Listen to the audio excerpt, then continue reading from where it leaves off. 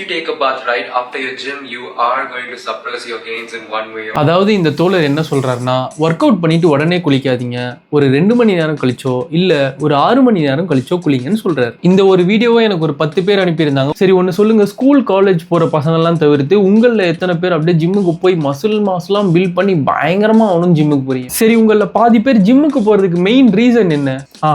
அதான் கரெக்ட், நிம்மதியா இருக்கு. ஒர்க் ப்ரெஷர்லாம் தாண்டி, சொசைட்டியல் ப்ரெஷர்லாம் தாண்டி, பல பிசிக்கல் அண்ட் மென்டல் பிரேக் டவுன்ஸ்லாம் கடந்து ஒரு க்ரோன் அடல்ட் ஜிம்முக்கு போறானா எதுக்கு தெரியுமா போவான்? தான் உடம்ப ஹெல்த்தியா பாத்துக்கணும்ன்றதை தாண்டி அங்க போனா நிம்மதியா இருக்கலான்னு தான் அவன் ஜிம்முக்கே போறான். ஜிம்முக்கு போறதுன்றது பாதி பேருக்கு இங்க எஸ்கேப் ஃப்ரம் ரியாலிட்டி தான். இப்ப நீங்க ஒரு வாரத்துக்கு 4ல இருந்து 6 நாள் ஜிம்முக்கு போறீங்கன்னா ஃபர்ஸ்ட் இந்த 3 விஷயத்தை அச்சீவ் பண்ண ட்ரை பண்ணுங்க. ஒரு நாளைக்கு 7 to 8 hours தூங்குறது, பாடி வெயிட் அண்ட் கோலுக்கு ஏத்த மாதிரி protein and other macro nutrients consume பண்ண ட்ரை பண்றது, எல்லா ஒர்க் அவுட் செஷன்லயும் உங்க செட்ஸை க்ளோஸ் டு ஃபெயிலியருக்கு புஷ் பண்ண ட்ரை பண்றது, இந்த மாதிரி முக்கியமான விஷயத்தெல்லாம் கோட்டை விட்டு ஜிம்முக்கு போறதுக்கு முன்னாடி குளிக்கலாமா, ஜிம்முக்கு போயிட்டு வந்து குளிக்கலாமா, ஜிம்முக்கு போயிட்டு வந்து ஒயிட் ரைஸ் சாப்பிடலாமா, இல்ல வடக்க மாதிரி சப்பாத்தி சாப்பிடலாமா, வாழைப்பழத்துல செவ்வாழைப்பழம் சாப்பிடலாமா, பச்சை வாழைப்பழம் சாப்பிடலாமான்னு இது மாதிரி சின்ன சின்ன விஷயத்தெல்லாம் யோசிச்சு கன்ஃபியூஸ் ஆகி கடைசியில ஜிம்முக்கு போறதே நிறுத்திடுறது. நீ ஆல்ரெடி இல்லாத பல விஷயத்த நினைச்சு ஸ்ட்ரெஸ்டா இருக்கப்பா, ஜிம்முக்கு போய் முதல்ல அதை சரி பண்ணு. இன்ஸ்டாகிராம் ரீல்ஸ்ல இவன் அதை சொன்னான்,